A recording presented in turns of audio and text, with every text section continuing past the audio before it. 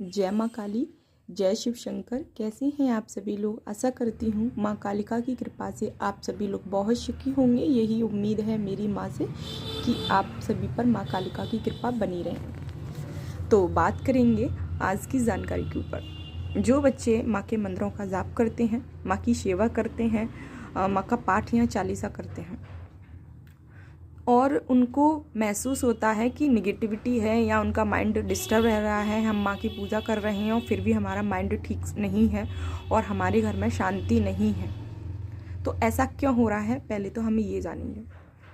यदि आप माँ के मंत्रों का जाप कर रहे हैं, जो कि माँ का मंत्र है, अग्नि मंत्र है, ओम क्रीम कालिकाय नमः, ये बहुत बार बता चुकी हूँ।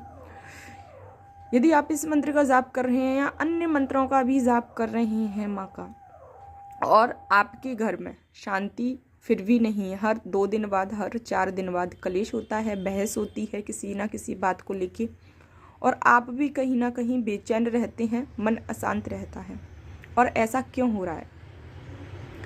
तो ऐसा इसलिए हो रहा है क्योंकि आप माँ के मंत्रों का जाप कर रहे हैं और माँ आपके साथ चल रही है, आपके घर में वास कर रही है, और आपके घर में कहीं ना कहीं नेगेटिव एनर्जी है, नेगेटिव लोगों का आना जाना है, और इस वजह से माँ उथल पुथल करती है।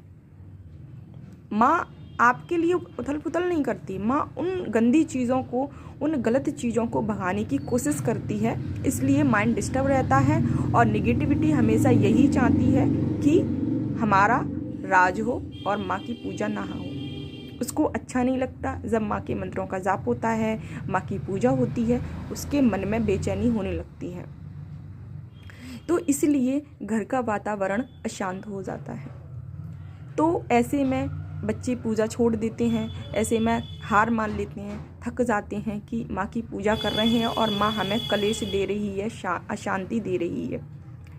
तो ये आपकी गलत फहमी है, आप गलत सोच रहे हैं, ऐसा बिल्कुल नहीं है। माँ की पूजा करने से ही तो ये उथल पुथल मची है।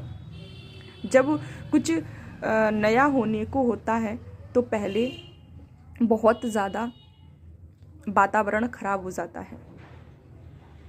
बारिश होने से पहले तूफान अवश्य आता है। तो बस इसी उदाहरण के साथ आप समझ जाइए, आपके घर में माँ की कृपा की बारिश होने वाली है, इसलिए ये तूफान आना बहुत ज़रूरी है। और इस तूफान का सामना आप सभी लोगों को मिलकर करना होगा।